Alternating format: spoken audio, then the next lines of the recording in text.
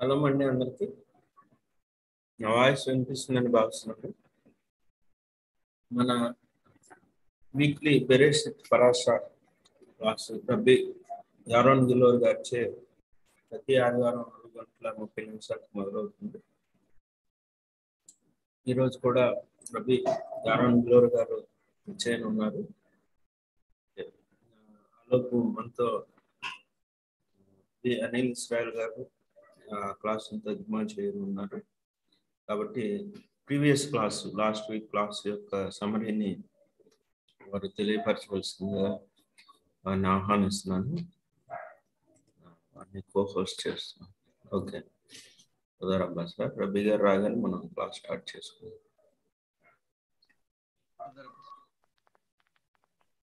Sir నా voice okay కదా sir? Okay sir, please. అందరికీ షలోమ్ అండి. వీక్లీ తోరా పరాష వీక్లీ బెరెషిత్ క్లాస్ కి అందరికీ స్వాగతం. అయితే రబ్బీ గారు వచ్చే లోపల మనం పోయిన వారం నేర్చుకున్న విషయాన్ని ఒకసారి నెమరు వేసుకుందాం. అయితే మనం ప్రస్తుతం ఆది కాండంలోని 19వ అధ్యాయం, బెరెషిత్ గ్రంథంలోని 19వ అధ్యాయంలో ఉన్నాం. అది ముగ్గురు దేవదూతలు అబ్రహాం గారు కలిసి అబ్రహాం గారికి సొదొమ గొమొర్రా విషయాలు చెప్పిన తర్వాత సొదొమ గొమొర్రా ప్రాంతాలని వారు తీర్పు తీర్చడానికి వచ్చిన విషయాన్ని అబ్రహాం గారికి తెలిపి ఆ తర్వాత లోతు గారి దగ్గరికి వెళ్ళి లోతు గారి దగ్గర ఆ విషయాల్ని చెప్పిన తర్వాత లోతు గారిని వారి ఇరువురి కూతుళ్లను వారి భార్య గారిని తీసుకుని ఆ పట్టణం నుంచి బయటికి తీసుకురావడం అనేది జరిగింది. సో మిగిలిన విషయాలు మనం నేర్చుకున్నాం. రబ్బీ గారు కూడా మనలో ఆల్రెడీ కలిసారు కాబట్టి రబ్బీ గారికి క్లాస్ అందిద్దాం. యాకవి సార్, రబ్బీ గారు కూడా వచ్చారు.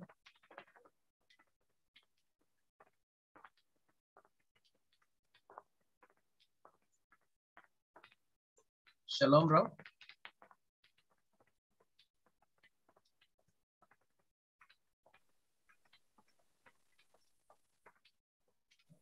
గారు Shalom. Yes. షలోమ్ రావు. యాకవి సార్ ఒకసారి మన యారన్ సార్ కూడా హోస్ట్ చేసింది sir. Okay sir. Shalom Rao. Shavua Tov. We are very happy to have this Bereshit class now, all the way from Bereshit organization from Israel. We are thankful to you, Rav. Please welcome. Toda Rabba.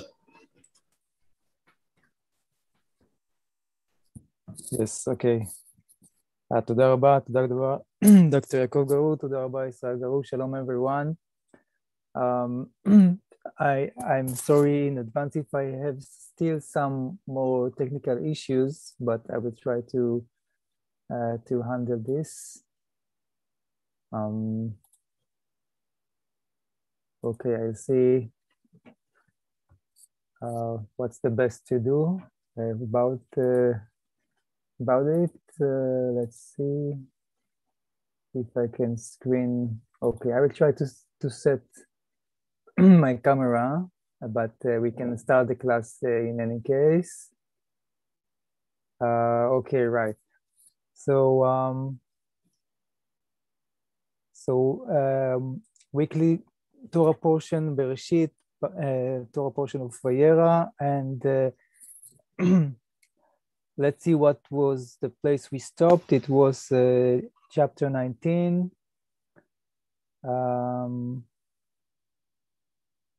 Okay, we had some questions. Israel Garu, can you say if we answered all the questions, or we have something to answer? I think we cleared all the questions. Okay, good, great.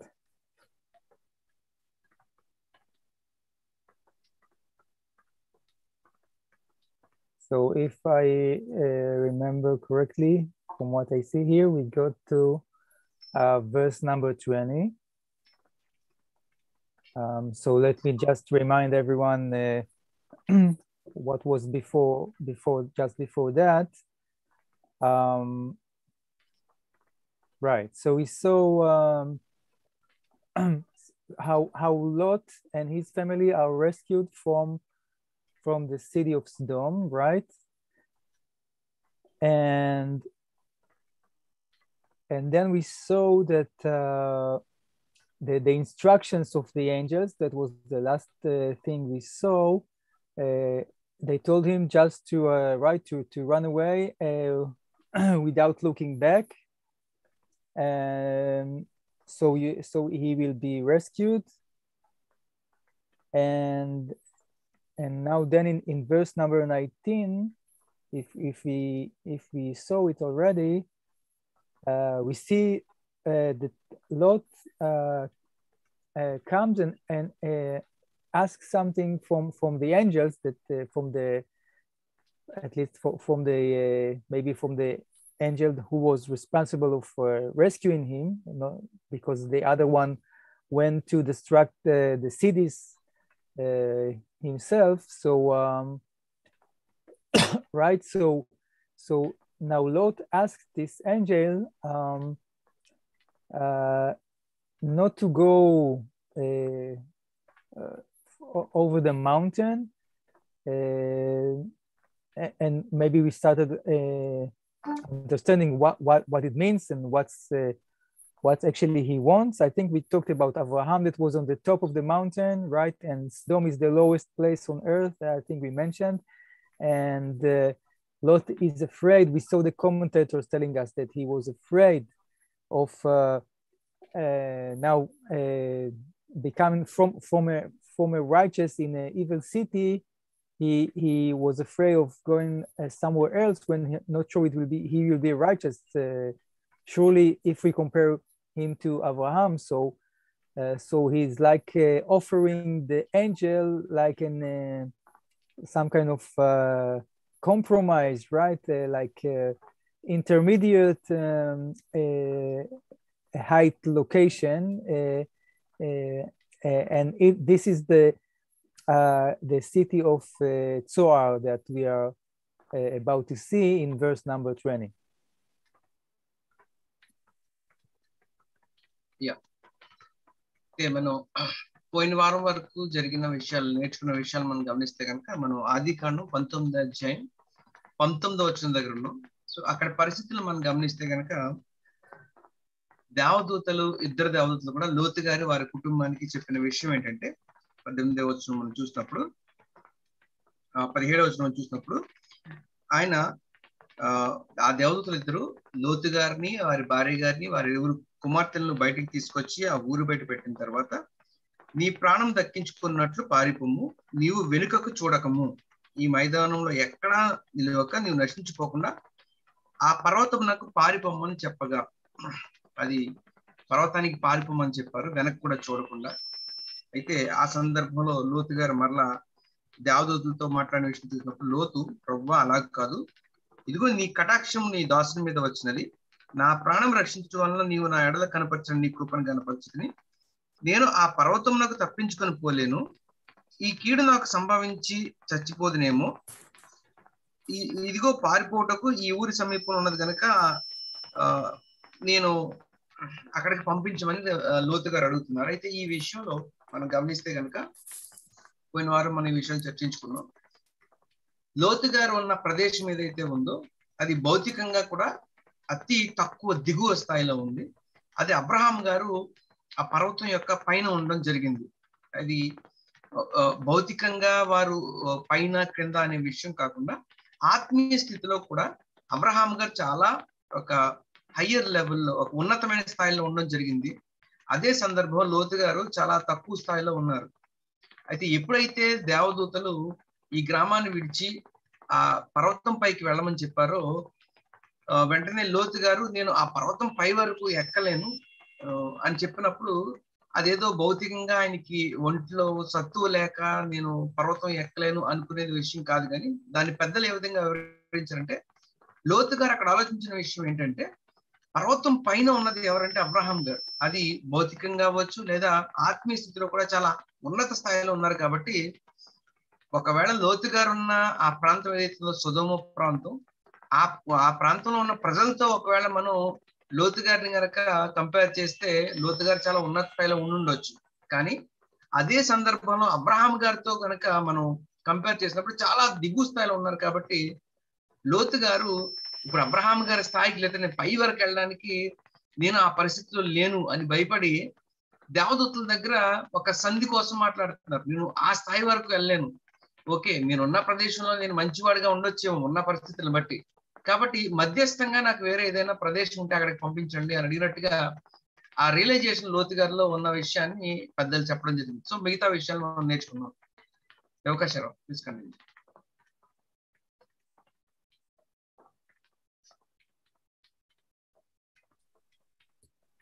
Okay. So now in verse 20 we see that Lot he has a new request from the angel, and he asked to change the plan, right? He say, oh, it's too much for me, you know. It's like we can imagine that well, he was not a young man, he was an old man, so it's difficult to climb all the mountain from Sodom to the mountain of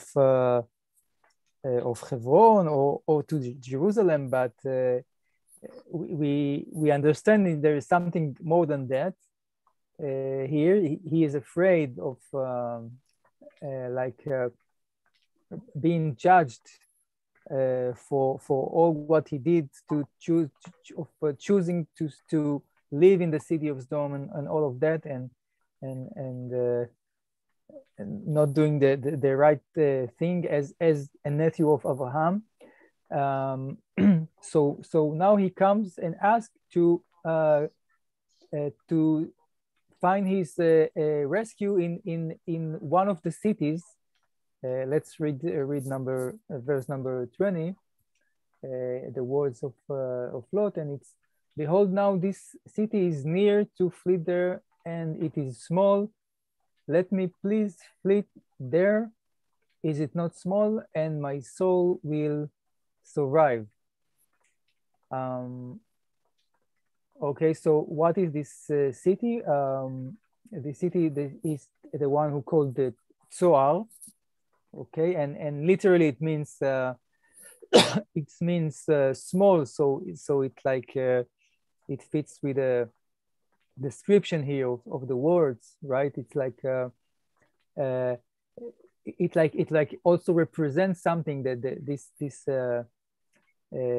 how to say except of small. It's like it means that it like Lot tells the angel, well, there are no many people, there are not much people living in this city, and their sins are not so big. Maybe the sins are small, so everything is small. So you can rescue the whole city actually for my favor, right? For myself. So it's like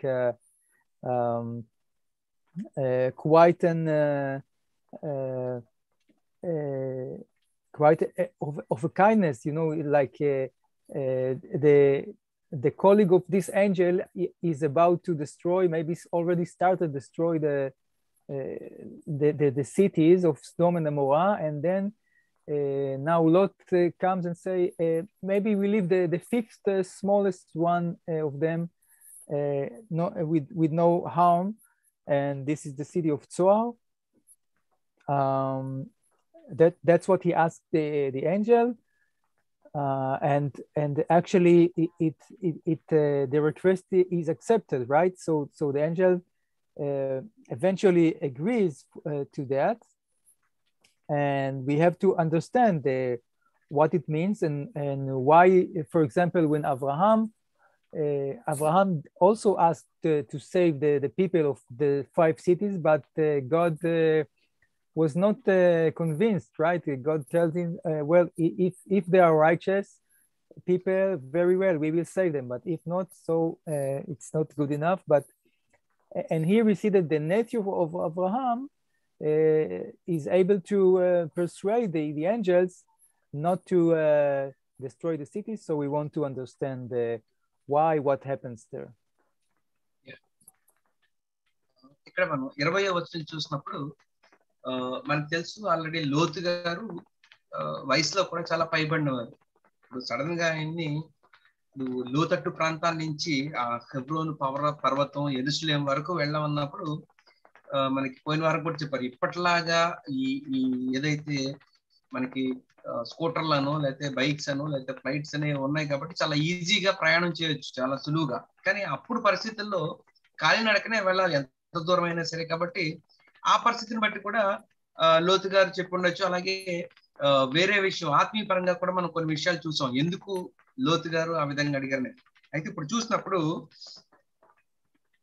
లోతు గారు భయపడ్డారు. Actual గా ఆ సొదొమ ప్రాంతాలు తీర్పుకు వచ్చినప్పుడు అదే ప్రదేశం ఉన్న ఆయన కూడా, ఇప్పుడు నేను కూడా అదే ప్రదేశం ఉన్నాను కూడా, తీర్పుకి నేను కూడా లోనవుతాను, కానీ చాలా కృప నా మీద చూపించి మీరు నన్ను కాపాడన్న ఆ యొక్క కృతజ్ఞత కూడా మనం ముందు చూసాం ముందు వచనంలో. అయితే అదే సందర్భంలో ఇప్పుడు లోతు గారి యొక్క బంధువై ఉండి కూడా నేను ఆ స్థాయిలో ప్రవర్తించలేకపోయాననే ఒక భయంతో తిరిగి మరలా అబ్రహాం గారి దగ్గరికి వెళ్ళడానికి ఆయన భయపడ్డారు. అయితే ఇక్కడ జరిగిన విషయం మనం చూసినప్పుడు 20వ వచనంలో అక్కడ లోతు గారు ఏమడుతున్నారంటే, ఇదిగో పారిపోవుటకు ఈ ఊరు సమీపంలో ఉన్నది, అది చిన్నది, నన్ను అక్కడికి తప్పించుకొని పోనిమ్ము, అది చిన్నది కదా, నేను బ్రతుకుతుందని చెప్పినప్పుడు ఇక్కడ లోతు గారు ఒక రిక్వెస్ట్ అడుగుతున్నారు ఆ దేవదూతల్ని. ఏంటంటే, ఇదిగో ఎదురుగుండా ఒక చిన్న ఊరు ఉంది కదా, అట్లీస్ట్ నన్ను పారిపోవడానికి అక్కడికి నన్ను పంపించండి, నాకు అవకాశం ఇవ్వండి. ఎందుకంటే మేబీ అప్పటికే ఆ ఇద్దరు దేవదూతలు కూడా ఆ సొదొమ లేదా మిగతా 5 పట్టణాలని ఒక్కొక్కటిగా నాశనం చేసుకుంటూ ఉండుండొచ్చు. అయితే ఇక్కడ లోతు గారు ఒక రిక్వెస్ట్ అడిగారు. అంటే మేబీ ఆ లోతు గారి ఉద్దేశంలో ఇక్కడ చాలా తక్కువ మందే ప్రజలే ఉన్నారు, కొంతమందే ఉన్నారు, లేదా మిగతా పట్టణాలతో పోల్చుకుంటే మేబీ కరప్షన్ లేకపోతే బలాత్కారం గురించి తక్కువే ఉండుండొచ్చు. అయితే ఏదైనా కంపారిజన్ లో చిన్న ప్రాంతం కదా, తక్కువ మంది ఉన్నారు కదా, అట్లీస్ట్ నాకు ఒక అవకాశం ఇవ్వండి నేను ఇక్కడ ఉండడానికి అన్నప్పుడు మనం చూస్తే గనక 22వ వచనంలో 21 చూసినప్పుడు, ఇదిగో నీవు చెప్పిన ఈ ఊరు నాశనం చేయను, ఈ విషయంలో నీ మనమే అంగీకరించుకుని అని చెప్పడం జరిగింది. అయితే మనం అబ్రహాం గారి పరిస్థితిలో చూసినప్పుడు అబ్రహాం గారి 5 పట్టణాలని ఓకే 40 మంది ఉంటే కాపాడతావా లేకపోతే 30 మంది ఉంటే అని అబ్రహాం గారు అడిగినప్పుడు దాన్ని ఓకే చేయలేదు కానీ, లేకపోతే ఏకీభవించలేదు. కానీ లోతు గారు చెప్పినప్పుడు ఈ గ్రామాన్ని విడిచిపెట్టడం జరిగింది. అసలు ఏం జరిగింది, ఎందుకు అలా జరిగింది విషయాన్ని చూద్దాం. Please continue.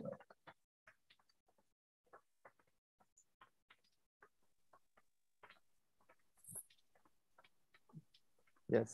Okay. So one thing, one thing we can say about saving this small place, following the request of Lot, is, you know, there is a significant difference. Who is asking, you know, who is praying, who is asking for salvation, and if it's someone from the inside or from the outside. And because when someone is outside the scene of action, so it's never possible to know exactly what's going on and how it works, and that's maybe one difference that we can say, like on one hand between Abraham and Lot. So that means like Abraham is not fully aware of what's going on inside the cities of Sodom and Amorah, and also this small city of Zoar. While Lot, you know, he actually lives all what's happening there. He, you know, he feel the pain for all the troubles there and the risk, and he risks his life and with daughters. And so, you know, when one is fully inside himself, inside the trouble, there is a new meaning for his prayers. The prayers are different, and that's one hand to understand the request of Lot and why it is kind of positively answered. Okay, so he is inside the course of events, And his prayer it sounds like very significant, right? We can say like Abraham was not able to save even one of the 5 cities, and here we see that Lot is able to save one city. Maybe it's like not a city, maybe it's a small place, Tzoar. It literally it means small and like scarce, small with the sins, small with the number of people, but yet he is able to do something for the benefit of these people, this city. And so this is one reason that we see. And next we see maybe the other hand about it. ఇక్కడ ఒక అద్భుతమైన విషయాన్ని మనం చూడడం జరిగింది. గొప్ప నీతిమంతుడైన అబ్రహాము గారు హషేం గారితో చాలా ప్రయత్నించారు. ఆ 5 పట్టణాలను కాపాడడానికి ఆయన ప్రార్థించడం జరిగింది, లేదా హషేం గారితో చర్చించడం జరిగింది. అంత నీతిమంతుడైన అబ్రహాము గారు ప్రార్థించినప్పటికీ ఆయన 5 పట్టణాల్లో ఒక్కరిని కూడా కాపాడే పరిస్థితిలో లేకపోయారు. కానీ ఇక్కడ మనం చూస్తే అద్భుతంగా లోతు గారు ఆ యొక్క ప్రార్థన చేసినప్పుడు, ఆ రిక్వెస్ట్ అడిగినప్పుడు లోతు గారు వెంటనే ఒక చిన్న ప్రాంతాన్ని వారు వదిలిపెట్టడం జరిగింది. ఈ విషయం మనకి ఆదికాండం 19వ అధ్యాయం 21వ వచనంలో మనం చూడొచ్చు. ఆ ప్రాంతం పేరు సోయర్ అనే ప్రాంతాన్ని వారు వదిలిపెట్టడం జరిగింది. అయితే ఒక పాయింట్, అంటే ఒక ఉద్దేశం ఏం చెప్తారంటే ఎందుకు దాన్ని అలాగా లేదా విడిచిపెట్టడం జరిగింది, లేకపోతే లోతు గారి ద్వారా అది కాపాడబడడం జరిగింది అన్నప్పుడు, అబ్రహాం గారు యాక్చువల్ గా ఆ ప్రాంతంలో ఉండరు, లేదా ఆ ప్రాంతం యొక్క ప్రతి విధమైన పరిస్థితులు కానీ, అక్కడ ఉన్న ఏ విధమైన ప్రజలు ఉంటున్నారు, ఎలా ఉన్నారు, ఈ ప్రతి విషయం కూడా అబ్రహాం గారికి తెలియదు. లేదా అబ్రహాం గారు ఆ ప్రాంతం నుంచి వేరేగా ఉండేవారు. కానీ లోతు గారు అదే ప్రాంతంలో ఉంటూ అదే పరిస్థితిలో జీవిస్తూ ప్రతి పరిస్థితి తెలిసిన వారు. ఇంకా చెప్పాలంటే అక్కడ తీర్పులో ఉన్న పరిస్థితిలో ఆయన ఉన్నవారు. కాబట్టి ఎప్పుడైతే లోపల నుంచి, అంటే ఆ పరిస్థితిలో ఉన్న వారి నుంచి ఎప్పుడైతే రిక్వెస్ట్ వచ్చిందో, ఎప్పుడైతే ఆ యొక్క అభ్యర్థన వచ్చిందో, బయట వారు ఒక విషయం గురించి అభ్యర్థించే విషయం కన్నా అక్కడ ఆ పరిస్థితుల్లో ఉన్నవారు, ఆ పట్టణంలో ఆ గ్రామంలో ఉన్న ఒక వ్యక్తి నుంచి అభ్యర్థన వచ్చినప్పుడు వెంటనే దాన్ని దేవదూతలు వెంటనే దాన్ని తీసుకోవడం జరిగింది. అయితే మేబీ అది పెద్ద పట్టణం కాకపోవచ్చు, లేదా పెద్ద గ్రామం కాకపోవచ్చు, చిన్న ప్రదేశం అయి ఉండొచ్చు, లేదా కొంతమంది మనుషులే ఉండుండొచ్చు. కానీ ఒక మేజర్ డిఫరెన్స్, వ్యత్యాసం మనకి ఏం కనబడుతుందంటే అబ్రహాం గారికి లోతు గారి యొక్క ప్రార్థనలో, అబ్రహాం గారు ఈ పరిస్థితులన్నిటికీ బయట వారు, కానీ లోతు గారు అదే ప్రదేశంలో అదే పరిస్థితిలో ఉంటూ అక్కడ భాగస్థులై ఉన్నారు ఆ గ్రామంలో. కాబట్టి చాలా విషయాలు అక్కడ తెలుసు కాబట్టి, విషయాన్ని అర్థం చేసుకున్నారు కాబట్టి, ఏదో జరుగుతున్న పరిస్థితిని కళ్ళారా చూస్తున్నారు కాబట్టి, ఆ వ్యక్తి ఒకసారి అభ్యర్థించినప్పుడు వెంటనే దాన్ని దేవదూతలు అంగీకరించడం జరిగింది. సో ఇది ఒక రీజన్. సో ఇంకా మిగతా విషయాలు కూర్చుందాం. ఎందుకు ఆ లోతు గారి యొక్క రిక్వెస్ట్ ని లేదా అభ్యర్థనని దేవదూతలు తీసుకోవడం జరిగిందని. Please continue.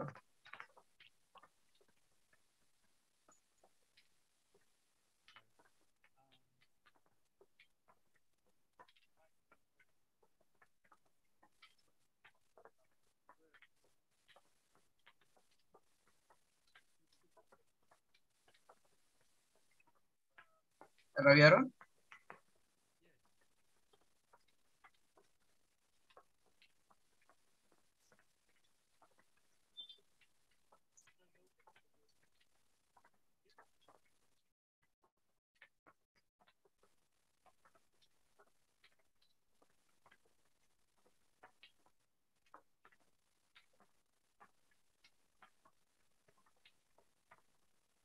Rabbi Yaron, voice is not coming.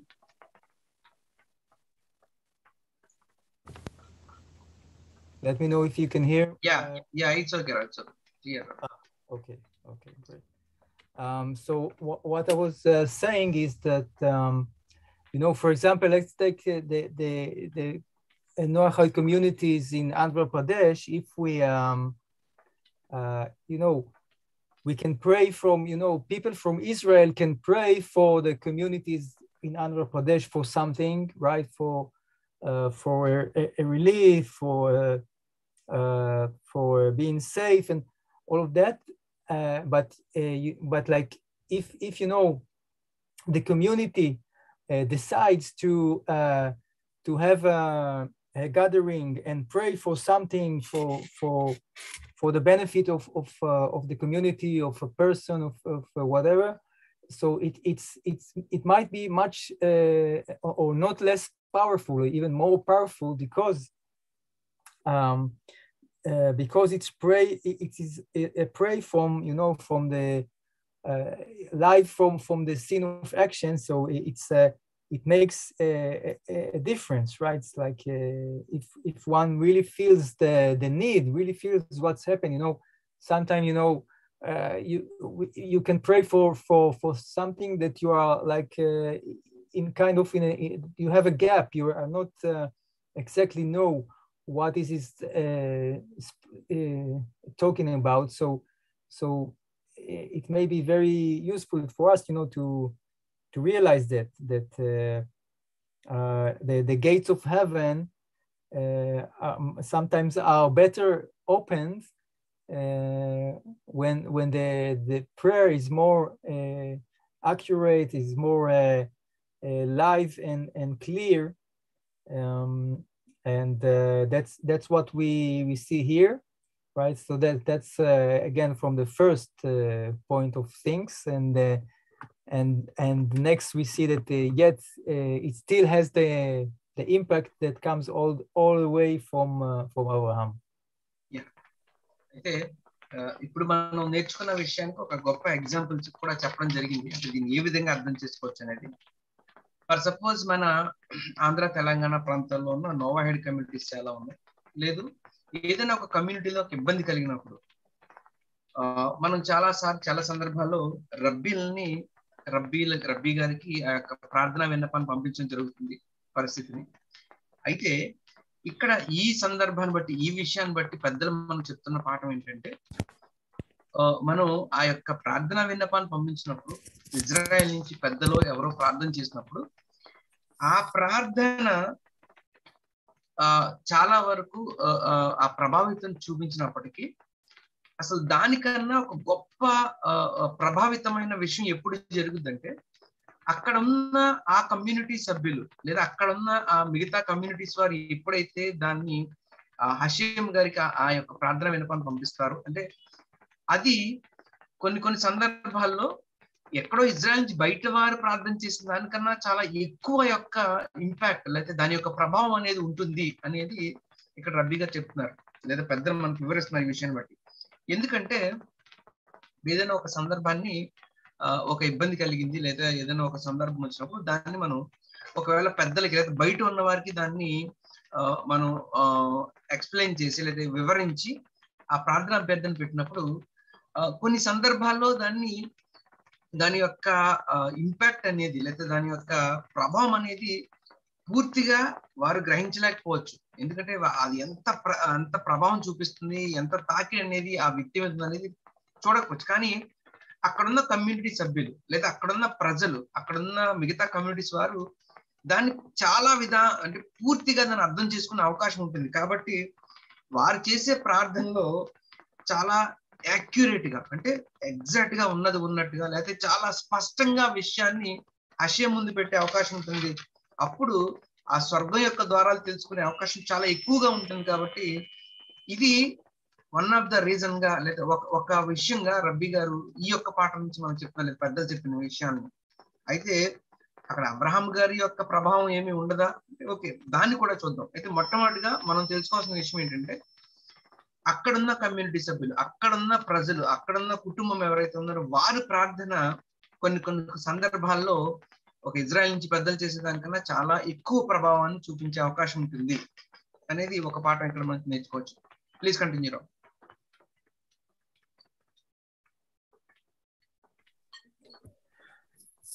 Right, okay. So we mentioned this prayer of Lot that was accepted. And now just to show you the other side of it, I will try to share again. So if you can see, I'm sharing I'm jumping to verse number 29. And what we see here is something a bit different. We see, and it came to pass when God destroyed the cities of the plain, that God remembered Abraham, and he sent Lot out of the midst of the destruction when he overturned the cities in which Lot had dwelt. So now we see a different explanation, right? We see that, well, actually all of that, maybe it may all happen because God remembered Abraham. When we get to this verse, we can elaborate more. What is this? What it means that God remembers, because, right, God Hashem has no sense of forgetting something, right? But we will see it. It's the same as we saw about Noah, right? In the flood, we see that verse that God remembered Noah, or God remembered the children of Israel in Egypt when they cry for the slavery in Egypt. It means like recalling the promise and the mission and the idea that of salvation, redemption, all of that. But basically we see that there is still the commentators speak about this, of course, other side, that what happens here is also due to Abraham. Even if Lot pray and ask the angel, it's still for the merits of Abraham, maybe for being, the nephew of Abraham, and Abraham was prayed for the cities and all of that. So we see that there are both sides are here, and eventually Lot left, and this city, the city of Zoar, also left, and that's the place to find rescue. Okay, and so I'm going back. So the angel agrees, right? He agrees, and he tells him, okay, in verse number 20, to just flee there, and he agreed. And in verse number 21, he like encouraged him to go, and said that he cannot do anything before that, and that's how eventually Lot is saved, after the angel agrees for his request. అయితే ఇప్పుడు లోతు గారి ప్రార్థన చేయడం ద్వారా ఆ యొక్క చిన్న ప్రాంతం అనేది రక్షింపబడింది అనేది ఒక ఒపీనియన్ నేర్చుకున్నాం. అయితే ఇప్పుడు దానికి ఆపోజిట్ గా ఇంకొక ఒపీనియన్ కూడా మనం, అంటే దానికి వ్యత్యాసంగా ఇంకొక విషయాన్ని కూడా మనం చూడొచ్చు. ఇదే అధ్యాయంలో 29వ వచనం మనం చూసినప్పుడు, దేవుడు ఆ మైదాన పట్టణములను పాడు చేసినప్పుడు దేవుడు అబ్రహాముని జ్ఞాపకం చేసుకుని లోతు కాపురమున్న పట్టణములను నాశనం చేసినప్పుడు ఆ నాశనం మధ్యన లోతు నశించకుండా అతన్ని తప్పించును. ఇందాక మనం చూసినప్పుడేమో లోతు గారిని ప్రార్థించడం ద్వారా ఆయన ఒక చిన్న ప్రదేశాన్ని కాపాడారని అనుకున్నాం. అయితే ఇక్కడికి వచ్చేసరికి విషయం అంతా మారి అబ్రహాము గారిని బట్టి నేను లోతు గారిని కాపాడడం జరిగింది అనే విషయం చెప్తున్నారు. అంటే ఇక్కడ ఆ లోతు గారి యొక్క ప్రార్థన ఎంత ఎఫెక్ట్ అయితే చూపించిందో, కానీ ఎవెన్చువల్ గా విషయంకి వచ్చేసరికి ఎవరిని బట్టి లోతు గారిని కాపాడబడడం జరిగింది అంటే అబ్రహాము గారి యొక్క ప్రార్థనను బట్టి లోతు గారిని కాపాడడం జరిగింది అనే విషయం ఇక్కడ మనకు వివరిస్తున్నారు. చూసినప్పుడు మనం నోవా గారిని గుర్తు చేసుకున్న విషయం, లేకపోతే ఇజ్రాయెల్ అందరూ ఈజిప్ట్ లో ఉన్నప్పుడు వారి పితరులకు చేసిన వాగ్దానాన్ని బట్టి ఇజ్రాయెల్ అందరినీ కాపాడడం అనే విషయం మనం చూసినప్పుడు, హషేం గారి యొక్క ఎవరైతే పిల్లలు ఉంటారో లేకపోతే ఆయన ఏర్పాటు చేసుకున్న విధానాన్ని బట్టి, వారి ప్రార్థనను బట్టి కంపల్సరీ దాని యొక్క ప్రభావం ఆ పరిస్థితుల మీద ఉంటుంది. అదే సందర్భంలో రెండు విషయాలు ఇక్కడ, ఆయన పిల్లలు ఎవరైతే ఉన్నారో లేదా ఆయన ఏర్పాటు చేసుకున్నారో ఎవరైతే ఉన్నారో వారి ప్రార్థనల యొక్క ప్రభావం వారిపై ఉంటుంది.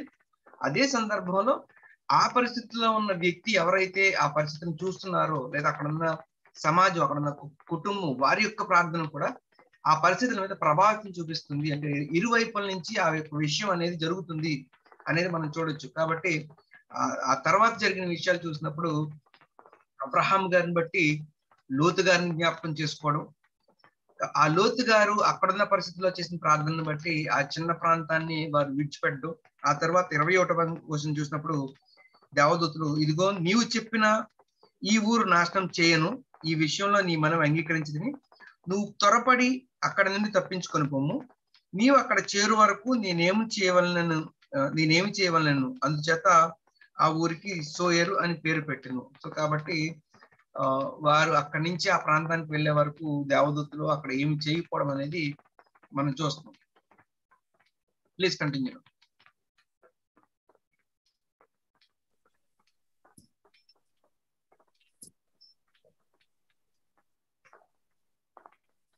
Okay, so now we see how the destruction actually happens, right? Well, first of all, there is one note about of the commentators about the angel, that it sounds like the angel decided, well, maybe I will let him escape with a city, maybe I will not destroy. So it's like sounds like God punished the angel that he did too much of free will, freely handling this this event. He was sent to rescue Lot and the other and to destroy the cities, and now the angels start negotiating with Lot. It's not so what we see, what happens is that in the next verse number 22, we see that the angel tells Lot that he cannot do anything until Lot gets there. So it's like God limited his power, so he will not be too how to say too much active, right? More than he was instructed to. That's what we see in verse number 22. We see that the angel responds to Lot and says, "For I will not be able to do anything until you arrive there." Therefore, he named the city Zoar. Right? That's what we see. Okay, and when that ends, we see in verse number 23, the sun came out upon the earth, and Lot came to Zoar. That's what happened, and so it's like the exodus of Lot is accomplished, right? And if you recall, we talked about the dawn, which is a mark, which is a sign for redemption. And also all what happened here so far actually happened between the time of the dawn and the sunrise, right? And the rising of the sun. So it's like it's quite a short period that Lot was running, maybe with his family, until they got to this city of Zoar. And then the sun is rising, and it's like again a redemption. And next we see the destruction, right? It's like the exodus of Egypt, right? There is a redemption, and there is a destruction. The plagues of Egypt and the drowning the Egyptians, Pharaoh and his army in the Sea of Reeds, in the Yam Suf, right? So here it's quite the same. When we get to until verse number 23.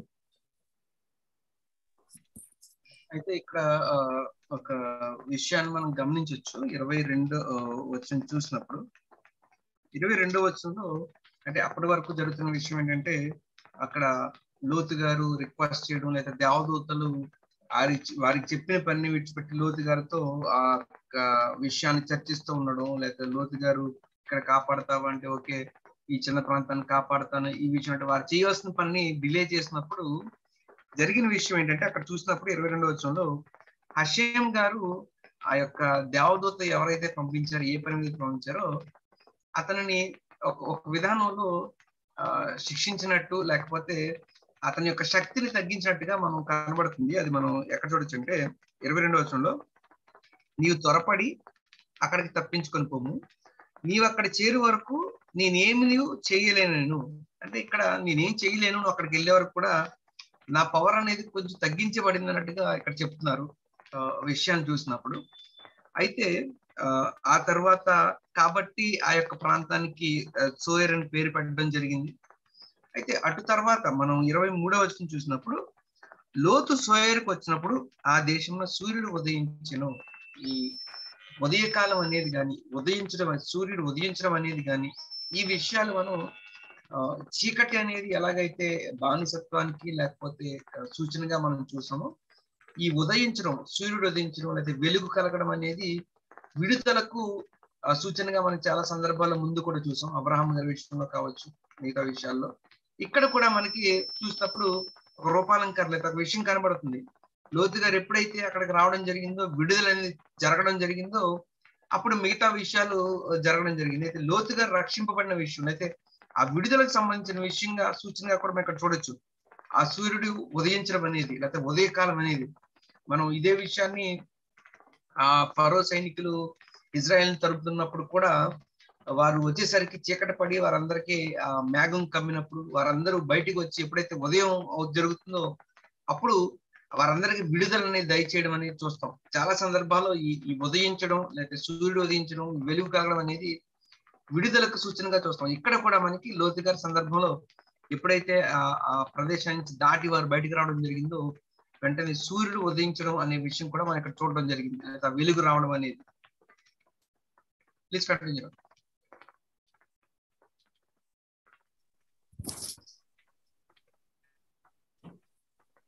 Right. Okay. So, we go to verse number 24, and a few things to mention and to understand about what actually happened. I think we mentioned that. We saw in the previous classes, we saw the pictures of the Dead Sea, right? And there was a question.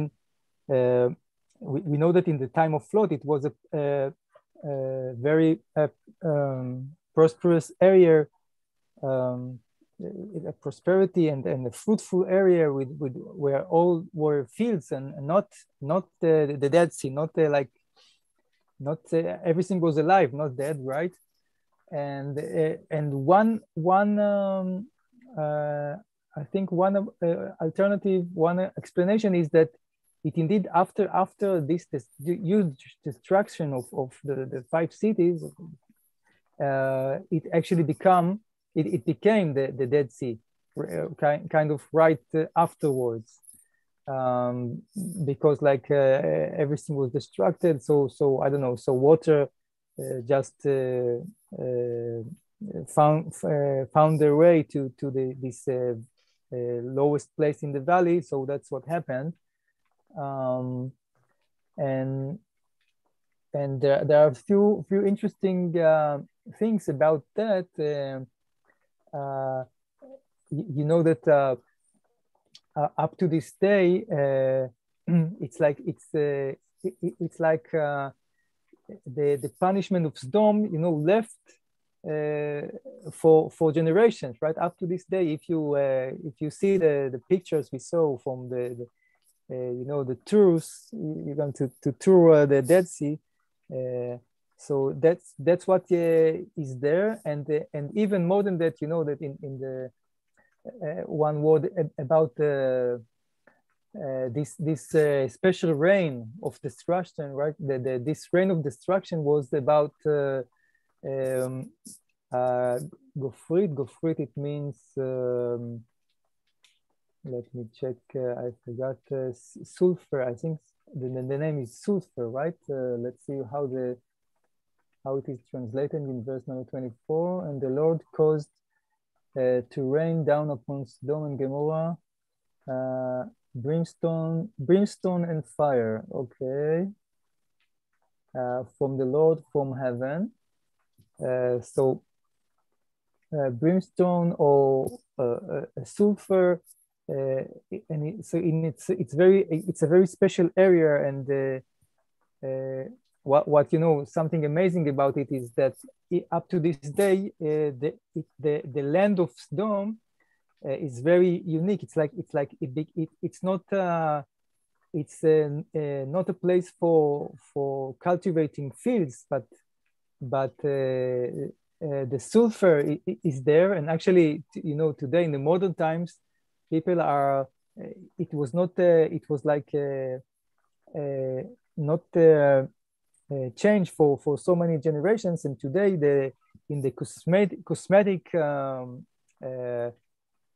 products, they found a lot of blessing about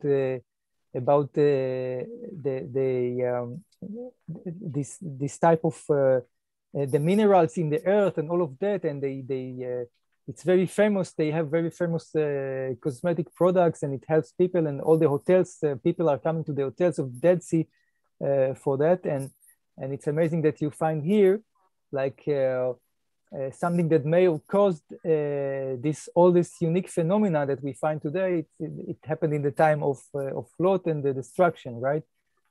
Today, you can find very, like from the mud. The mud is very relieving for the skin and all of that.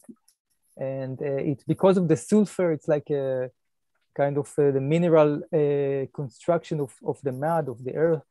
And you even can find today what we call hot springs. It's like the fire that it's like people say, some interrupt it as like the fire from the destruction of Sodom still left behind the land, behind the earth. Okay.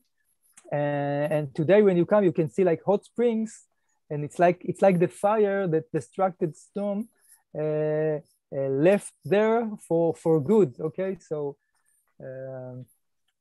today people are enjoying it in the hotels of the Dead Sea, but it's amazing to think about it when we come to read these verses. So again, that's about the unique destruction. It's like a total destruction of this evilness. The more significant idea is like that. There was no place. It had to be fully destructed, so it will not, influence all other places, and that's why it was so firmly destructed for good. Up to this day, when it's still left like intact, where the sulfur is there, and then the special mud and the hot springs, because there is like fire behind inside the land. So that's the idea of this very dramatic punishment. మనం 24వ వచనం చూసినప్పుడు, అప్పుడు Hashem సొదొమ మీదను గొమొర్ర మీదను Hashem యొద్ద నుండి గంధకమును అగ్నిని ఆకాశం నుండి కురిపించి ఆ పట్టణములను, ఆ మైదానం అంతటిని, ఆ పట్టణంలో నివసించే వారందరినీ, నేల మొలకలను నాశనం చేశాను అని ఉంది. అయితే ఆ తీర్పు రావడం జరిగింది. లోతు గారు ఎప్పుడైతే వారి కుటుంబం అనేది వారు ఆ ప్రాంతానికి చేరుకున్నారో తీర్పు రావడం జరిగింది. అయితే ఇక్కడ మనం చూసినప్పుడు ముందు క్లాసుల్లో మనం నేర్చుకున్న విషయం ఏంటంటే, లోతు గారు అసలు ఆ ప్రాంతానికి ఎందుకు వెళ్ళడం జరిగింది, అసలు ఎందుకు ఎన్నుకోవడం జరిగింది అబ్రహాము గారు వెళ్ళినప్పుడు. ఆ సొదొమ ప్రాంతాలు లోతట్టు ప్రాంతాలు ఒకటి, అలాగనే పుష్కలమైన మంచినీరు లేకపోతే చెట్లు చేమలతో ప్రకృతితో మంచి సమృద్ధిగా ఉన్న ప్రదేశం. అయితే కొంతమంది చరిత్రకారులు అయితే పెద్దలు చెప్పిన దాన్ని బట్టి ఎప్పుడైతే ఈ యొక్క తీర్పు అనేది గంధకం కొరవడం లేకపోతే ఆ యొక్క తీర్పు అనేది సొదొమ ప్రాంతాల మీదకి వచ్చిందో ఆ తరువాత ఈ మృత సముద్రం ఏదైతే అనుకున్నామో అది ఈ విధంగా మారి ఉంటుంది. అయితే మన చరిత్ర లేకపోతే తోరా చెప్పినట్టు ముందు అది చాలా మంచి ప్రదేశం, మంచి చక్కని నీరుతో చక్కని వాతావరణంతో ఉన్న ప్రదేశం కాబట్టి ముందు అది ఒక మంచినీటి సముద్రం అయి ఉండొచ్చు. అక్కడ పెరుగుతున్న ఫల వృక్షాలు లేదా మిగతా అన్నిటికి కూడా మంచి నీరు అందించి ఉండొచ్చు. అయితే ఎప్పుడైతే ఈ యొక్క తీర్పు అనేది రావడం జరిగిందో ఆ తర్వాత ఆ యొక్క సముద్రం అలా మారి ఉండొచ్చు అనేది చరిత్రకారులు చెప్పే విషయం. అయితే ఇక్కడ మనం ఒక విషయాన్ని గమనించేది ఏంటంటే రబీ గారు చెప్పింది, ఆ యొక్క తీర్పు ద్వారా అక్కడ ఉన్న చెడు అంతటిని, ఆ చెడ్డ ప్రజల్ని, మిగతా విషయాలన్నింటినీ కూడా చెరిపివేయడం జరిగింది. కానీ ఇంకా చెప్పాలంటే దాని యొక్క ప్రభావం తర్వాత చాలా సంవత్సరాలు కంటిన్యూ అవుతూనే వచ్చింది.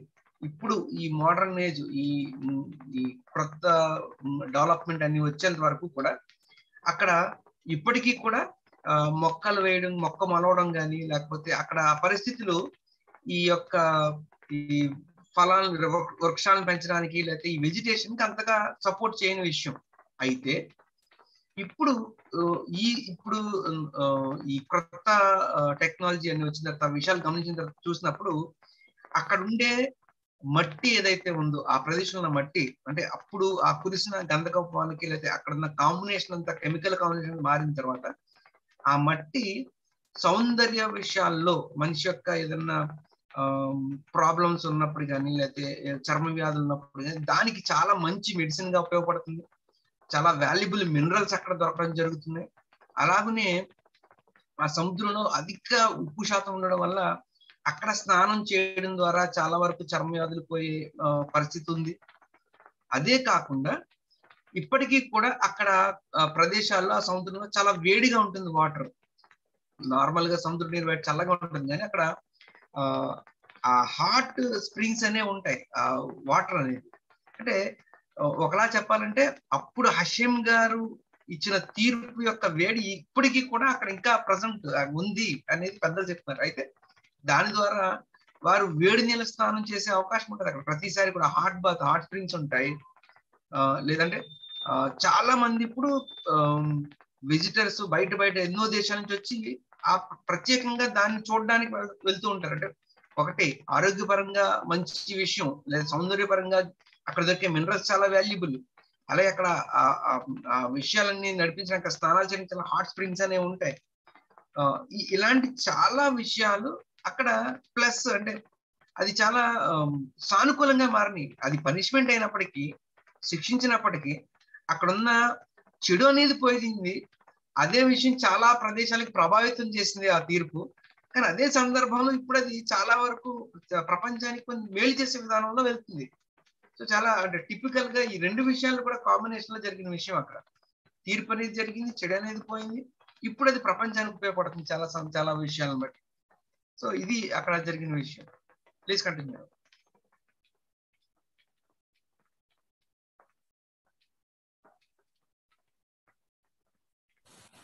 Yes, okay.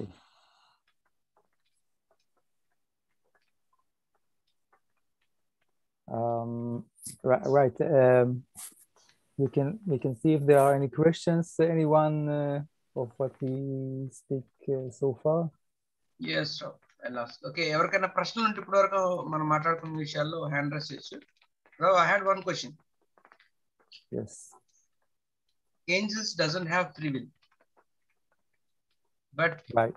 In this situation, as we observe that Hashem limited the powers of that angel because they took some decision or they are discussing something with Lord and whatever it may be.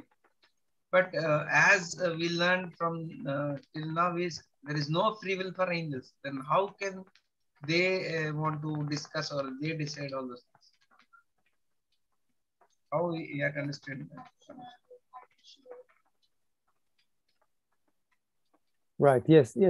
I agree. It's indeed. It's like it sounds unique phenomena. We don't used to hear such things, but maybe it's like this specific case does help us understand this notion that there is actually no free will for the angels, because we see that they were like it's a godly will, it's a godly messengers that represents godly will. So this specific angel, as the will of Hashem, he illustrates for us this idea, because like Lot tried to see if there is a room for a spontaneous decision for the angels, because like maybe it's an angel, but it's still it now it has a human form, and maybe there is maybe it's possible to change things. There is always room for tshuva, but what we see here actually is that it's like maybe we find the limits of the angels. So it's not a truly free will, because it's like it's like the angel had some territory of action, let's call it like this, and maybe he didn't get clear instructions. Okay, that's the final point for Lot to be in. So he had to act, right? So maybe in this term we can understand it. So like the role of the angel was to rescue Lot. That's what he did, but he didn't get two specific instructions how to rescue him, or whether to put it in the city or outside the city. So he tried maybe too much, and like God re-instructed the angel. Okay, you are limited. You are only the officer, right, to enforce the will of God, and that's why we see the angel kind of declare his limitness, right, when he say I will not be able to do anything until you get there. It's like God put stop for his too free decisions. If the thing is like that, then as you explained, the angels had the thinking process also. They can think whatever the situation is going on, and they can ask, or they can bargain even Hashem. That's what you're saying. Because here, well, we can realize that they have to obey Hashem, so they have to put their efforts on how to obey best the will of Hashem, how to conduct everything the best as they were instructed from God. So they are not like they are not like kind of machines. Robots, machines. Yeah. So they have some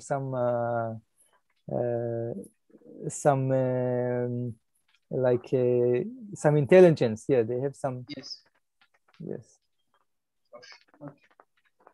okay, ఎవరన్నా ప్రశ్న ఉంటే దయచేసి hand raise చేయండి. అయితే నేను రవి గారు అడిగిన ప్రశ్న మీకు ఎక్స్ప్లెయిన్ చేస్తాను. అయితే ఇక్కడ మనం 22వ వచనంలో చూసినప్పుడు సడన్ గా రబీ గారు మనకి ఏం చెప్పిందంటే, హషేం గారు ఒక దేవదూత యొక్క శక్తిని లిమిట్ చేయడం జరిగింది. ఎందుకంటే అక్కడ చెప్పిన పని కాకుండా దాన్ని కొంచెం డిలే చేస్తాను. లోతు గారిని కాపాడి తీసుకురా అనగానే తీసుకురావడం మానేసి లోతు గారు అడిగిన దానికి వారు తిరిగి మళ్ళా చర్చించడం, ఆపడం అనేది చేస్తున్నారు. కాబట్టి ఇక్కడ అలా ఏదైనా ఒక విషయాన్ని హషేం గారు చెప్పినట్టు కాకుండా, సింపుల్ గా చెప్పాలంటే ఒక మిషన్ లాగా, ఒక స్విచ్ నొక్కితే ఒక రోబోట్ ఎలా పనిచేస్తుందో అలా కాకుండా విషయాన్ని ఆలోచించి అసలు ఏం చేయాలి, ఎలా చేయాలి అలా ఆలోచించే శక్తి, లేకపోతే ఒక స్వేచ్ఛ అనేది దేవదూతలకు కూడా ఉందా అనేది నేను అడిగిన ప్రశ్న. ఇప్పుడు అటువంటి స్వేచ్ఛ ఉంది కాబట్టి అక్కడ లోతు గారితో చర్చించడం జరిగింది దేవదూత, లేదా ఆ చెప్పిన విషయాన్ని గమనించి ఆ డిలే చేయడం వల్లే ఆ హషేం గారు మళ్ళీ లిమిట్ చేయడం జరిగింది కాబట్టి దేవదూతలకి స్వేచ్ఛ ఉందా అని నేను అడిగాను. అయితే ఇప్పుడు రబీ గారు చెప్పిన విషయం అంటే ఇది పర్టికులర్ గా ఒక స్పెషల్ కేసు. అయితే ఈ సందర్భంలో మొట్టమొదటిగా లోతు గారు ఆ దేవదూతలకి ఆ లిమిట్ ఏదైతే ఉందో దాన్ని గమనించడం జరిగింది కాబట్టి లోతు గారు అక్కడ విషయాన్ని ఓకే, ఇక్కడ నాకు ఒక అవకాశం ఉంది కాబట్టి వెంటనే దేవదూత గారితో నేను డిస్కస్ చేసి ఈ ప్రాంతాన్ని కాపాడే అవకాశం ఉందా అనే విషయాన్ని లోతు గారు గమనించారు కాబట్టి లోతు గారు దేవదూతతో డిస్కస్ చేయడం జరిగింది. బట్ అక్కడ ఇచ్చిన ఇన్స్ట్రక్షన్ దేవదూత ఎవరైతే వచ్చారో అది పాయింట్ టు పాయింట్ జరగలేదు కాబట్టి వెంటనే ఆ యొక్క దేవదూత యొక్క లిమిట్ అంటే తన యొక్క శక్తిని లిమిట్ చేయడం జరిగింది, తగ్గించడం జరిగింది. ఇంకో విషయం ఏంటంటే ఇక్కడ దేవదూతలు ఏమనుకున్నా సరే హషేం గారి యొక్క చిత్తం లేనిదే చేయలేమన్న విషయాన్ని కూడా ఒక విషయాన్ని చెప్తున్నారు ఇక్కడ, దాన్ని కూడా వివరిస్తున్నారు. అయితే సింపుల్ గా దేవదూతలు అంటే మరి ఏదో వాళ్ళేదో మిషన్ లాగా రోబోట్ లాగా అనేది కాకుండా వారు కూడా విషయం చెప్పినప్పుడు ఎగ్జాక్ట్ గా చెప్పినట్టు చేస్తారు కానీ అదేదో మిషన్ చేసినట్టు కాదు, ఏదో ఒక రోబోట్ చేసినట్టు కాదు. వారు కూడా విషయాన్ని తెలుసుకుంటారు, చేయగలుగుతారు. కానీ వారి చేతిలో స్వేచ్ఛతో ఏ విధమైన నిర్ణయం తీసుకునే స్వేచ్ఛ అనేది వారికి లేదు. వారికి ఏదైనా విషయం చేయాలనుకుంటే హషేం గారు ఎలా చేయండి వారు చేయడానికి ఏ విషయం లేదు, లేదా వారి సొంతంగా ఏ నిర్ణయం తీసుకునే హక్కు వారికి లేదు, లేదా ఆ స్వేచ్ఛ అనేది దేవదూతలు లేదు. కానీ వారు ఆలోచనతో మాత్రమే విషయాన్ని చేస్తారు, రోబోట్లు అయితే కాదు అనే విషయాన్ని రబ్బీ గారు తెలియజేస్తారు. ఓకే, మిగతా విషయాల్లో కూడా నేర్చుకునే విషయాలు ఏమైనా డౌట్ ఉంటే హ్యాండ్ రైజ్ చేయొచ్చు.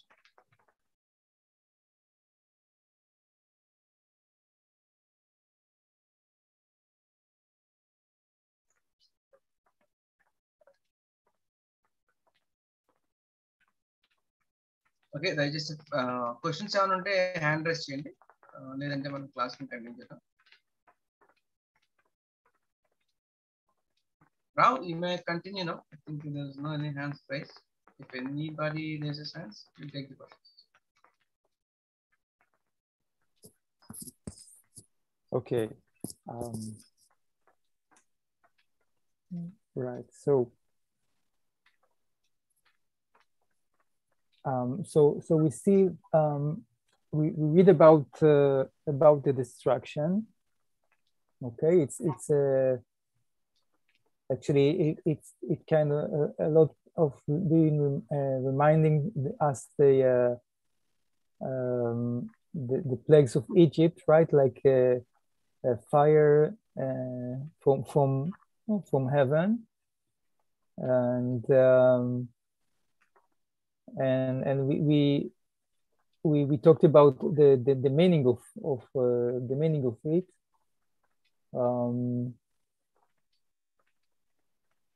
And what we see happens next is that all the cities indeed destructed, as verse 25 tells us, right? And he turned over the cities and the entire plain and all the inhabitants of the cities and the vegetation of the ground. So everything is destructed. And in verse number 26, we see, and his wife looked from behind him, and she became a pillar of salt. Right? I think we saw a picture of same for the tourists that come to visit this area. You know, nowadays you can there is an interesting phenomena.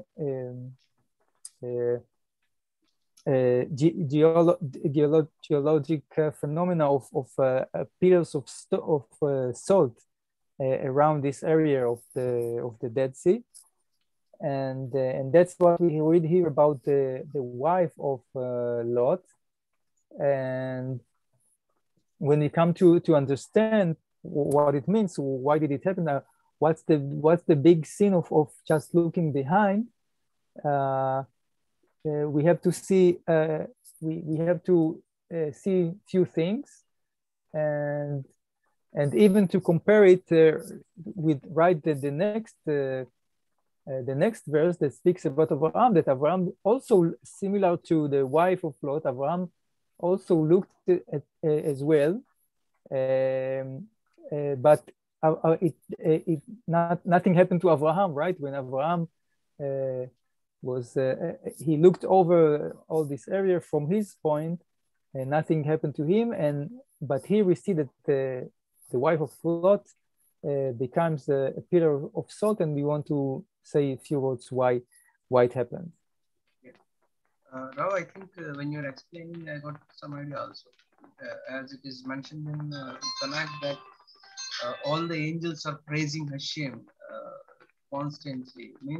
It means they are praising. It's not like some recording is playing something over there. They are praising because from their senses, not like something a recording is playing, a robot is saying. Is that so? Yeah, that's definitely, it's a nice explanation. Yeah, they have this they have this talent to acknowledge the greatness of Hashem, the almighties of God. But there's no any chance for them, or there's no any free will to take some decision or to do something from their own, right? Yeah, let's say the angels are, let's put it in different words. They cannot sin, right? They cannot say, well, we are in strike, we are not working today, or something like that. That's impossible for the angels. But you know, there's like a room for action. So when they are able to choose, you know, not the strategy, but the tactics of how to follow the words of Hashem. Yes. Yeah.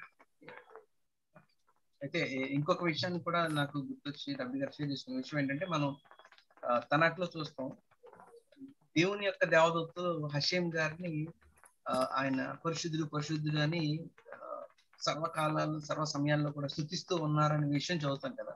చదివినప్పుడు అంటే వారికి ఏ స్వేచ్ఛ లేనప్పుడు, ఒక robot లా ఉన్నప్పుడు, ఏదో tape రికార్డర్లోనో CD ప్లేలో recording పెడితే అది వస్తుందా అంటే, ఇక్కడ మనం చూసిన ఎగ్జాంపుల్ బట్టి విషయం చూసినప్పుడు వారు ప్రతి విషయం అంటే దేవుని యొక్క హషేం యొక్క గొప్పతనాన్ని రికగ్నైజ్ చేయగలిగే శక్తి వారికి ఉంది. అంటే ప్రతి విషయాన్ని చూస్తారు, గుర్తించి వారి మనసు నుంచి లేదా ఆ యొక్క ఫీలింగ్ తో స్తుతిస్తారు తప్ప. అయితే దేవదూతలకు ఉన్న లిమిటేషన్ ఏంటి అన్నప్పుడు మనం చూసినప్పుడు, బేసికల్ గా ఇప్పుడు హషేం గారు రబ్బీగా చెప్పింది ఏంటంటే, ఒక పనిని దేవదూతలకు అప్పచెప్పినప్పుడు ఆ పనిని నిర్వర్తించే బాధ్యత వారు తీసుకుని వస్తారు. కానీ అంటే ఆ పనిని చెయ్యాలా లేదా అనే స్వేచ్ఛ వాళ్ళకు ఉండదు, వాళ్ళ చేతిలో ఉండదు. చెప్తే చేయాల్సిందే, లేదా వారి సొంతంగా ఇది చేయడం కావద్దు. కానీ ఆ పనిని ఏ విధంగా జరిగించాలి అనే టెక్నిక్ వాళ్ళు ఎన్నుకునే స్వేచ్ఛ వారికి ఉంటుంది. విషయాన్ని అయితే జరిగిస్తారు, అయితే ఎలా జరిగించాలనేది వారు తీసుకునే ఆ యొక్క స్వాతంత్రం వారికి ఉంటుంది, వారు చేస్తారు. కానీ వారి సొంతంగా ఏదన్నా విషయాన్ని నిర్ణయం తీసుకుని చేయడానికి అయితే అవ్వదు. సో ఇది దేవదూతల గురించి. అయితే ఇప్పుడు మనం వచ్చినప్పుడు మళ్ళా మన పాఠంలోకి వస్తే, యాక్చువల్ గా అక్కడ అగ్నిగంధకం కురవడం జరిగింది సొదొమ గొమొర్రా ప్రాంతాల్లో. సేమ్ మనం ఈ విషయాన్ని విడుదలకు సూచనగా చూస్తున్నాం, ఇజ్రాయెల్ విడుదలకు సూచనగా చూస్తున్నాం. అదే విషయం మనం ఈజిప్ట్ లో కూడా ఇజ్రాయెల్ వచ్చేటప్పుడు అక్కడ జరిగిన 10 తెగుల్లో ఒక తెగులుగా మనం చూస్తున్నాం. అగ్నిగంధకం అనేది ఈజిప్ట్ మీద కురుస్తుంది, లేదా ఆ ఫరో ఉన్న ప్రాంతాల మీద కురవడం జరుగుతుంది. ఆ తర్వాత బయటికి రావడం జరుగుతుంది. ఇప్పుడు ఇంకొక ప్రత్యేకమైన విషయం ఏంటంటే, ఇక్కడ వచ్చేటప్పుడు మీరు వెనుకకు తిరిగి చూడొద్దు అని దేవదూతలు చెప్పడం జరిగింది. వచ్చేటప్పుడు మనం చూస్తే కనుక ఆ తర్వాత వచనాల్లో 26వ వచనంలో, అయితే లోతు భార్య అతని వెనక నుండి తిరిగి చూసినప్పుడు ఉప్పు స్తంభం ఆయను. అయితే లోతు భార్య గారు వెనక్కి తిరిగి చూస్తే ఉప్పు స్తంభం అయిపోవడం జరిగింది. అయితే దాని క్రింద వచనంలో వచ్చినప్పుడు అబ్రహాం గారు కూడా చూస్తారు పట్టణాలు ఏమైపోతున్నాయా అని తిరిగి, కానీ అబ్రహాం గారు ఉప్పు స్తంభం కాలేదు. అయితే ఇరువురికి వ్యత్యాసం ఏంటి? ఇద్దరు ఆ పట్టణాన్నే కదా చూశారు వెనక్కి తిరిగి. అబ్రహాం గారు చూశారు ఏమైపోతుంది పట్టణాలని, లోతు గారి భార్య గారు చూశారు. అయితే లోతు గారి భార్య గారు ఏమో ఉప్పు స్తంభం అయ్యారు, అబ్రహాం గారు అవ్వలేదు. ఏంటి తేడా వారి ఇరువులో, ఎందుకు జరిగింది చూద్దాం. Please continue.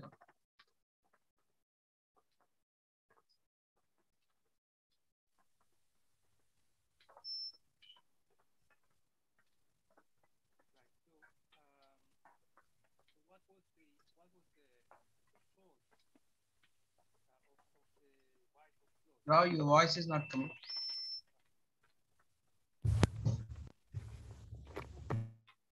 Yeah. Is it better now? Yeah, it's okay. So what was the fault of the wife of Lot that made this thing happen? Well, I think we started explaining about what we started explaining about the other daughters of Lot, right, and their the sons-in-law of Lot, right? So there was the family that did not survive, did not escape Sodom because they didn't believe Lot. They said this old man is too weird with too weird insights and beliefs. It doesn't fit the Sodomian culture, right? There was so much Sodomians, it was impossible for them to leave everything and escape and turn to better people. And if we think about the wife of Lot, maybe it's the same process. You know, she was originally from Sodom, right? It's Lot married her from the people of Sodom, and all her life, all what she knew was Sodomian, right? And that's what perhaps what was too difficult for her to grasp or to escape from. So it's not that, you know, a punishment for it's like a, you know, a kid game, don't look back and you have to run and not looking back. The problem was that she was too much connected to the land of Sodom, to the culture, and that's why she turned to a pillar of salt, because there was no hope for her, right? That's the picture that we saw before. So if there is no hope for her to survive, to rescue something out of Sodom, so there is no point for her to come along, and that can be an explanation for us to understand. Okay, and Lot was unfortunately, right, that was also part of the failure of Lot, right? He was not able to impact even his own wife. We say, you know, always the basis is in the house, right? The basis of like we say, the Jewish home, and similarly every home should be like the fundamentals are inside the home. So one cannot be leading people and communities, and if his home is not in a stable and in the firm position. So that's what we see here about the wife of Lot, and similar probably to the other daughters and sons-in-law. That's what happened. She was not able to judge them because she was like a sinner like them, right? And this is the opposite of Abraham. That Abraham was he did have the power of looking, of judgment. He was a true righteous, great leader inside his home and outside his house, right? So Abraham in the next verse was able to look, while on the opposite, the wife of Lot was not in the level of looking, of seeing judgment, and that's why it happened. అంటే పెద్దలు మనకు చెప్తున్న విషయం ఏంటంటే, వెనుతిరిగి చూడడం అంటే ఏదో జస్ట్ వెళ్ళిపోతే ఇలా వెనక్కి తిరిగి చూడడం అనేది కాదు. కానీ అక్కడ చెప్పిన విషయం ఏంటంటే, ఇప్పుడు అబ్రహాం గారు కూడా చూశారు. అబ్రహాం గారు చూసినప్పుడు కూడా ఆయన ఏ ఉప్పు స్తంభం కాలేదు. ఇప్పుడు మనకి షేర్ అవుతున్న పిక్చర్ లో కనబడుతున్న దానిని లోతు గారి ఉప్పు స్తంభంగా చరిత్రకారులు చెప్తారు. అంటే ఒక ఒపీనియన్ లో దాన్ని మనం చూడొచ్చు. ఇప్పటికీ కూడా అది ఉంది అక్కడ.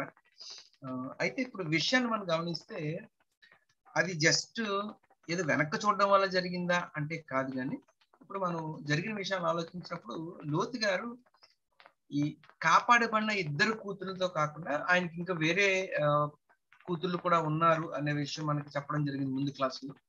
వారు అక్కడ వాళ్ళని పెళ్లి చేసుకుని వాళ్ళ అల్లుళ్ళు వాళ్ళకు ఉండడం జరిగింది. అయితే వాళ్ళందరినీ కాపాడడానికి లోతు గారు ప్రయత్నించారు, కానీ విషయం ఏంటంటే ఎవరు దాన్ని విని లేదా ఆ విషయాన్ని గమనించి ఆ చువా అనేది చేసి తిరిగి మరలా వెనక్కి వచ్చే విధానంలో ఎవరు లేకపోవడం జరిగింది. అదే సందర్భంలో లోతు గారి భార్య గారు కూడా అదే ప్రాంతంలో పుట్టారు, అదే కల్చర్ లో పెరిగారు, అదే విషయంలో ఉండడం వల్ల ఆవిడ లోతు గారి ఉద్దేశాలతో కన్నా ఆ సొదొమ ప్రాంతం యొక్క విషయాలతోనే చాలా ఎక్కువగా ముడిపడి ఉండడం జరిగింది. అందుకనే ఆవిడ వెనక్కి తిరిగి చూస్తున్నది జస్ట్ క్యాజువల్ గా చూడటం కాదు, కానీ ఆ సొదొమ ప్రాంతాలతో ఉన్న ఆ సంబంధాన్ని వదిలిపెట్టుకోలేకపోయింది, లేదా ఆ విషయాన్ని విడిచిపెట్టి రాలేకపోయారు. కాబట్టి ఆ విషయంతో ఆవిడ వెనక్కి తిరిగి చూసి దాన్ని వదిలిపెట్టలేకపోయారు. కాబట్టి ఇక్కడ ఏదైతే హషేం గారు ప్రయత్నిస్తున్నారో అంటే సొదొమ ప్రాంతంలో ఉన్న ఆ విషయాల్ని విడిచిపెట్టి వాళ్ళందరినీ కాపాడదాం అనుకునే విషయాన్ని విడిచిపెట్టి ఏదైతే దాన్ని తీసుకొస్తున్నారో ఆ హషేం గారు అనుకున్న విషయం ఇక్కడ జరగట్లేదు. ఎందుకంటే స్టిల్ ఇంకా లోతు గారి యొక్క భార్య గారు ఆ విషయాలతోనే ముడిపడి ఉన్నారు, కనెక్ట్ అయి ఉన్నారు, దాని మీదే వారి ధ్యాస ఉంది. కాబట్టి ఏదైతే దేవదూతలు చెప్పారో ఆ విషయాన్ని పూర్తి విధానాల్లో అర్థం చేసుకోలేకపోయారు. కాబట్టి లోతు గారి భార్య గారు ఆ విధంగా ఉప్పు స్తంభంగా మారడం జరిగింది. కానీ అదే సందర్భంలో అబ్రహాం గారు చూసినప్పుడు ఆయన కూడా చూశారు, కానీ ఆ విధంగా మారలేదు. అయితే ఇక్కడ ఇంకొక విషయాన్ని, గొప్ప విషయాన్ని రబీ గారు చెప్పడం జరిగింది. ఏంటంటే ఇప్పుడు ప్రతి కుటుంబంలో కూడా ఒక కుటుంబం యొక్క స్థిరత్వం అనేది చాలా ఇంపార్టెంట్, చాలా ముఖ్యమైన విషయం చెప్పారు. అక్కడ అబ్రహాం గారు ఆయన యొక్క మంచి కుటుంబం ద్వారా ఆయనతో పాటు ఆయన కుటుంబాన్ని ప్రభావితం చేశారు. ఆయన కుటుంబం ద్వారా చుట్టుపక్కల ఉన్న వాళ్ళని కూడా ప్రభావితం చేయడం జరిగింది. కానీ లోతు గారి సందర్భం వచ్చేసరికి చివరికి ఆయన భార్యను కూడా కాపాడుకోలేని పరిస్థితి ఏర్పడింది ఆయన ఉన్న పరిస్థితిని బట్టి. ఎందుకంటే ఆయన ఉన్న ప్రదేశం ఈ యొక్క అబ్రహాం గారికి దూరంగా ఉండడం జరిగింది. అక్కడ ఉంటూ అక్కడున్న ప్రదేశం ఉన్న వారిని పెళ్లి చేసుకోవడం జరిగింది. సో ఆవిడ లోతు గారి భార్య గారు అదే ప్రదేశంలో పుట్టి పెరిగారు కాబట్టి ఆ యొక్క కల్చర్ తో లేక ఆ యొక్క విషయాలతో ముడిపడి ఉండడం వలన చివరికి లోతు గారు అక్కడ ఆయన భార్యను కూడా కాపాడుకోలేని, ప్రభావితం చేయలేని పరిస్థితిలో ఆయన రావడం జరిగింది. కానీ అదే సందర్భంలో అబ్రహాం గారు చూసినప్పుడు ఆయన కుటుంబం ద్వారా లేకపోతే ఆ కుటుంబం యొక్క స్టెబిలిటీ ద్వారా ఆయన స్థిరత్వం ద్వారా ఆయన నిలబడడం, ఆయన కుటుంబాన్ని నిలబెట్టుకోవడం, అలాగే చుట్టుపక్కల ప్రాంతాల్లో ఉన్న వారిని కూడా ప్రభావితం చేయడం అనేది జరిగింది. Please continue.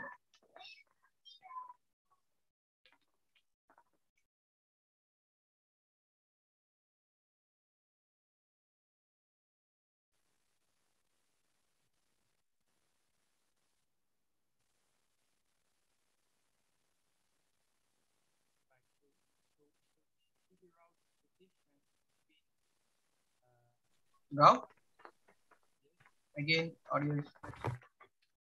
Yeah, it's okay now.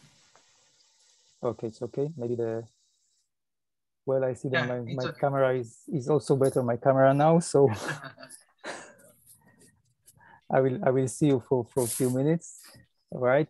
So we saw the difference between Abraham and the wife of Lot, right? And we see that Abraham is indeed taking part in this all this process of judgment and the verdict and even the harsh verdict for the people. And Abraham in verse number 28, he sees, right? And he saw and behold the smoke of the earth had risen like the smoke of furnace, right? It's like we also mentioned the smoke. Like with the hot springs, you see similar. You see like the steam, so the smoke. It's like what comes out of the earth. That's even up to this day, this very day, you can see it when you come to through the Dead Sea. Okay, so maybe one last important point, just to make a note about, we see in verse 24, we see that the verse described that the punishment came from the Lord, from Hashem.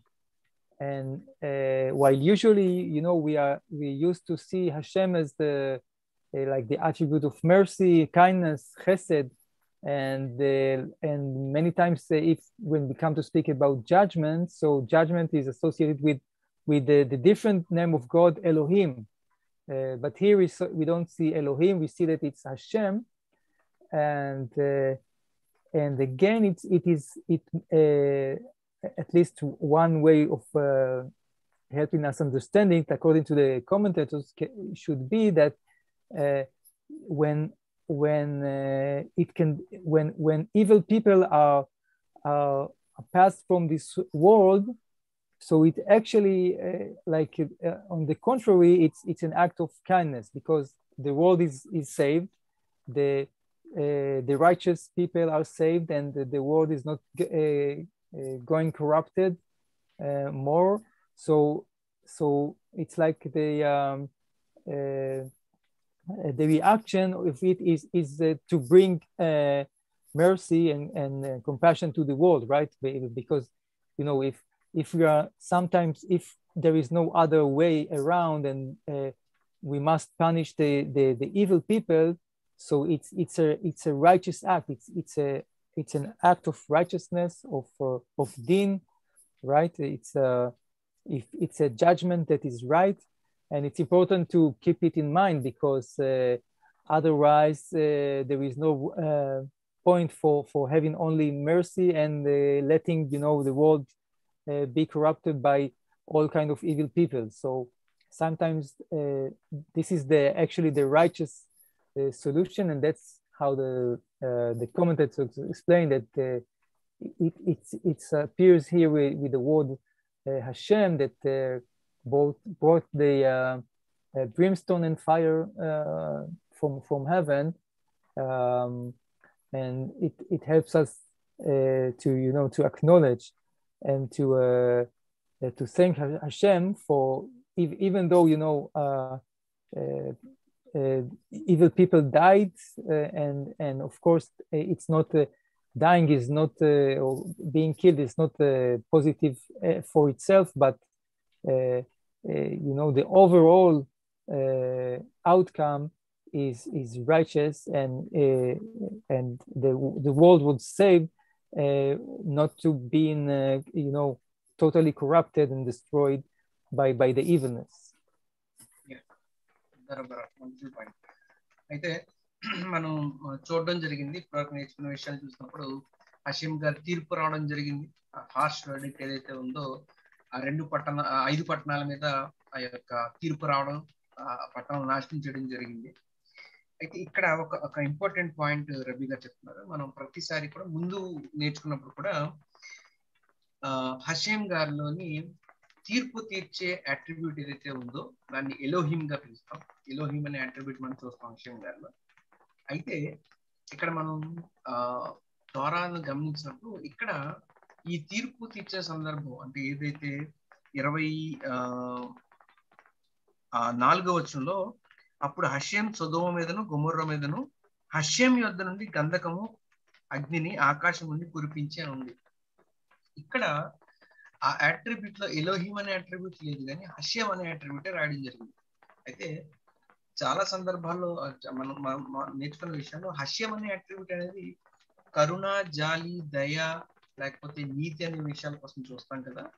Elohim అనే attribute అనేది తీర్పు అనేది చూస్తాం కదా. కానీ ఇక్కడ Hashem అనే attribute తో ఆ యొక్క తీర్పు జరిగింది ఏంటి అనే విషయం వచ్చినట్టు పెద్దలు ఏం చెప్తున్నారంటే, ఇక్కడ మనం విషయాన్ని అర్థం చేసుకుంటే కనుక అల్టిమేట్ గా ఇక్కడ జరుగుతుంది తీర్పు అయినప్పటికీ కూడా అదే సందర్భంలో లోతు గారి పట్ల కృప చూపించి కాపాడబడడం జరుగుతుంది. అలాగనే చాలా సందర్భాల్లో ఒక్క కృప మాత్రమే చూపించడం ద్వారా ప్రపంచంలో శాంతి సమాధానం అనేది తీసుకురావడం అనేది కుదరని విషయం. ఎందుకంటే ఒక కరప్షన్ అనేది పెరుగుతున్నప్పుడు, అయితే చెడు అనేది పెరుగుతున్నప్పుడు కొన్ని సందర్భాల్లో చెడుని నశింపజేయడం కూడా ఆ ప్రపంచ శాంతికి దారితీసే విషయమే. కాబట్టి ఆ సందర్భంలో హషేం ఒకవేళ అక్కడ తీర్పు తీరుస్తూ ఒక చెడు వ్యక్తిని ఒక చెడుని సంహారం చేస్తున్నప్పటికీ కూడా అది ప్రపంచం యొక్క శాంతి కోసం జరుగుతుంది. కాబట్టి ఇక్కడ హషేం గారి తీర్పును కూడా పాజిటివ్ గానే తీసుకునే విధానంలో పెద్దలు చెప్పడం జరిగింది. ఎందుకు హషేం అనే అట్రిబ్యూట్ ఇక్కడ ఉపయోగించబడుతుందంటే అల్టిమేట్ గా ఆ 5 పట్టణాల నాశనం ద్వారా ఒక విషయం లూతు గారు అంటే నీతిమంతులు కాపాడబడడం, అదే సందర్భంలో వారు ప్రపంచంలో ఏదైతే చెడును ప్రభావితం చేస్తూ చెడుని వెదగలుగుతున్నారో ఆ విషయాన్ని తీసే విషయం. కాబట్టి ఇక్కడ హషేం అనే అట్రిబ్యూట్ ఉపయోగించడం జరిగింది. కాబట్టి ప్రతి సందర్భంలో కూడా ఎప్పుడైనా ఈ చెడు నశింపజేసినప్పుడు, చెడు ప్రజలను నశింపజేసినప్పుడు వెంటనే హషేం గారిని తప్పుగాను, లేకపోతే ఆయన వేరే విధానం, లేదా హషేం గారిని వెంటనే ఆయన ఓన్లీ జాలీ కరుణ చూపిస్తారు అంతే, ఇంకా ఏమీ చేయరను అనేది కాకుండా ప్రతి విషయాన్ని కూడా బ్యాలెన్స్ చేస్తారు. కానీ అల్టిమేట్ గా అది దేనికోసం చేస్తారంటే ప్రపంచ శాంతి కోసం, లేదా నీతిమంతులను కాపాడబడడం కోసం, మంచిని తీసుకురావడం కోసం అనేది జరిగే విషయాన్ని మనం గుర్తుంచుకోవాల్సిన విషయం. Please continue.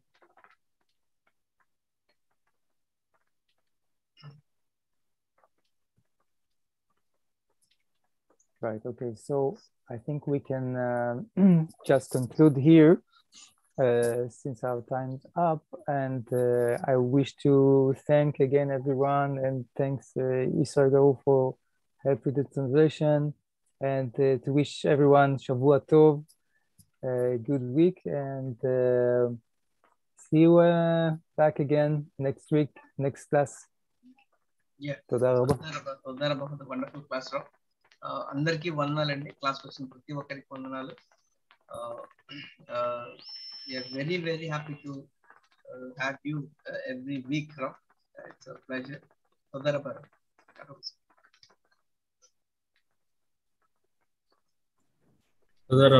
Shalom, shalom. Thank you.